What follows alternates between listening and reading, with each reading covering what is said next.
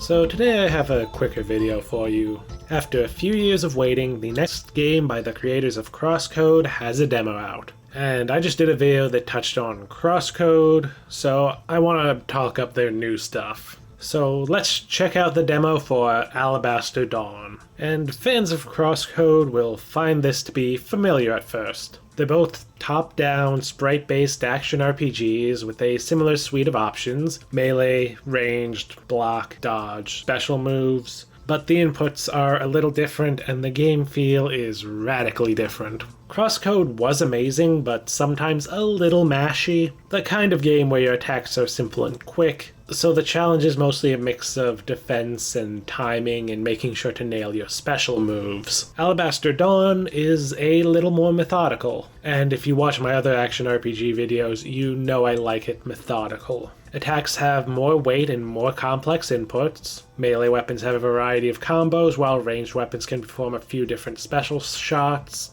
And then you also have access to alternate weapons for both melee and ranged attacks, giving you more control over how you fight than you ever had in CrossCode. And while we don't get to play with it in the demo, it does seem that a new version of the element system from CrossCode will be appearing in Alabaster Dawn. I've already praised CrossCode as having some of the best 2D top-down combat I've played, and this is set to surpass it if the enemies are good. Enemies are always an underappreciated part of combat design. Though if I may be permitted a digression to nitpick, I will say that the variety of melee weapons in the demo were not terribly promising.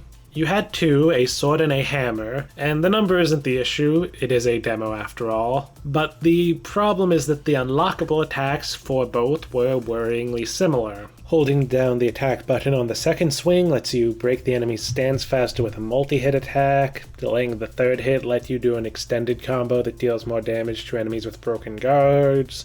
Attacking after a backstep fires a ranged attack. It's weirdly similar in a way that the two ranged weapons were not, and I hope this is just some awkwardness that gets ironed out for the full release. As it is now, the differences between melee weapons aren't especially sharp.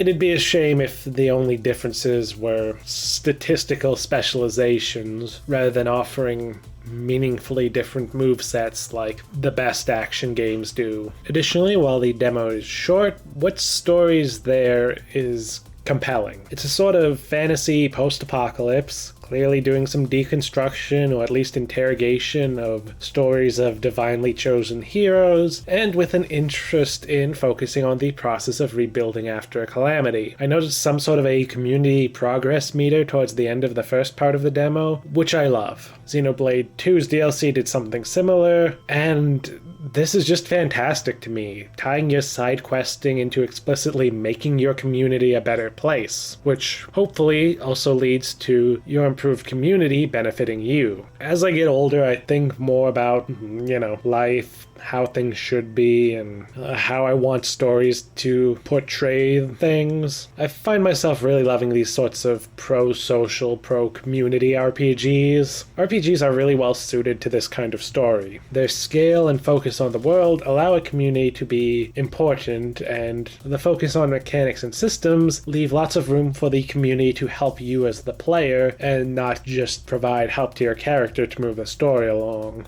But that's unfortunately all I really have to talk about thus far. Look, it was a pretty short demo, so the exploration and side quests, the things that take up most of the time in CrossCode and are some of the highlights of that game, weren't really anywhere to be found, aside from a fraction of a dungeon. And admittedly, what I saw of the dungeon wasn't quite up to the quality of CrossCode's dungeon puzzles, but this is less of a design failure and more a consequence of changes to the fundamentals. Here is one strength of a smaller moveset with fewer choices like CrossCode. You can make the game revolve more around that moveset. In CrossCode, most of the puzzles were built around your charged projectiles, the elemental effects you could add to them, and their ability to ricochet. And in fact, often these were woven into some of the more complicated combat encounters. Without such a core mechanic that I can see, Alabaster Dawn may not have dungeon puzzles that are quite as good as CrossCode's.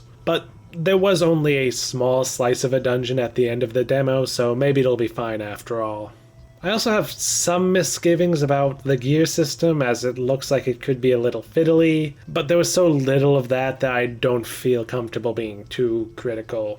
And CrossCode had very good gears, so maybe it'll all be fine. So yeah, this is definitely my shortest video in a long time.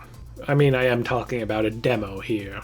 If this were a year or two ago, I'd probably try and do this in a short, but now I feel like I have enough audience on my regular videos that I would rather do it that way. There's a lot of restrictions with shorts that I do not like, even if I find shorter form content to be a fun limitation to work within. But anyway, yeah, go try Alabaster Dawn if you have a couple hours free. It's a free demo, it's not too long, and I genuinely think you need to play this if you like action RPGs. If you don't like it, that's fine, but I think this is really good, and I think there are a lot of people who will like this as well, and I want to make sure those people find it. Oh, and I should probably do the engagement thing too, huh? If you've got any recommendations for RPG demos, put them down in the comments.